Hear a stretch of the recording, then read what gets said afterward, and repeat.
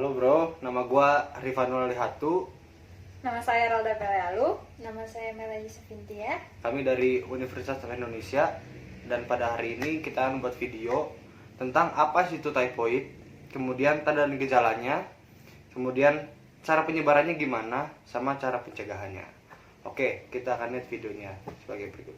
Oke, selamat menyaksikan. Oke, baik. Pertama kita akan bahas apa sih itu penyakit typhoid. Penyakit typhoid adalah penyakit akut yang disebabkan oleh bakteri Salmonella typhi. Nah, ini biasanya ditandai dengan demam yang lebih dari 1 minggu, kemudian dengan gangguan pencernaan, dan biasanya dengan gangguan kesadaran. Oke, berikutnya kita akan membahas tentang tanda dan gejala dari penyakit typhoid ini sendiri. Oke, selanjutnya saya akan menjelaskan tentang tanda dan gejala dari penyakit tipes. Yang pertama ada demam. Demam dengan panas yang makin lama makin tinggi. Gejala ini biasanya muncul pada minggu kedua dan ketiga selama 7-10 hari dan akan turun pada minggu keempat. Selanjutnya sering mengigau dan ingatan menurun serta ada gangguan kesadaran. Selanjutnya hilangnya nafsu makan, mual, muntah, dan perut terasa sakit. Ada nyeri otot, BAB tidak teratur, sembelit, dan diare. Sakit kepala yang hebat, menggigil, dan pucat. Ada batuk dan peradangan pada cabang tenggorokan. Timbul beberapa bercak kecil berwarna merah di daerah dada dan perut.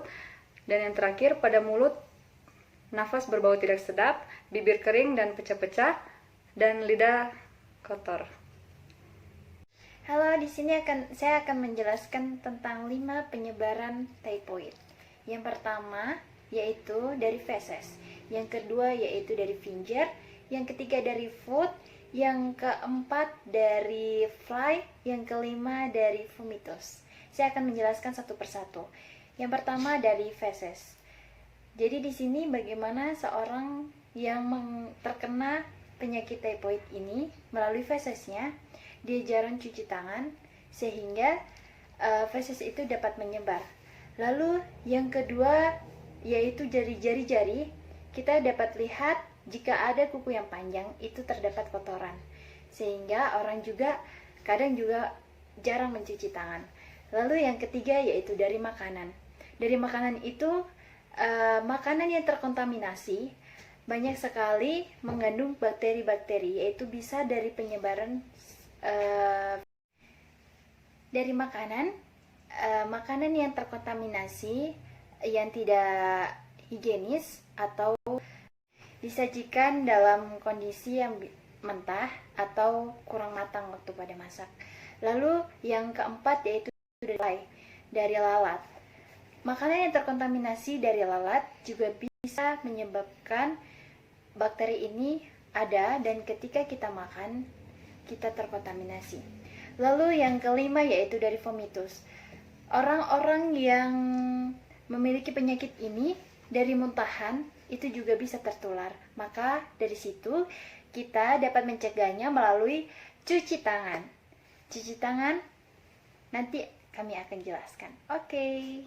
Itu adalah langkah-langkah cuci tangan yang benar. Yang pertama, cuci tangan di air mengalir dan letakkan antiseptik di telapak tangan dan gosok.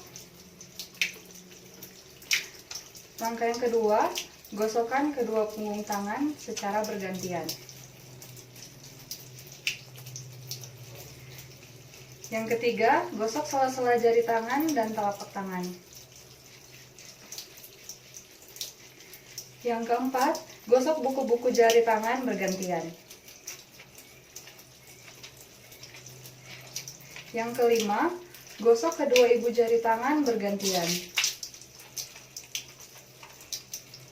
Yang keenam, gosok ujung-ujung jari tangan bergantian. Dan yang terakhir, bilas di air yang mengalir sampai bersih.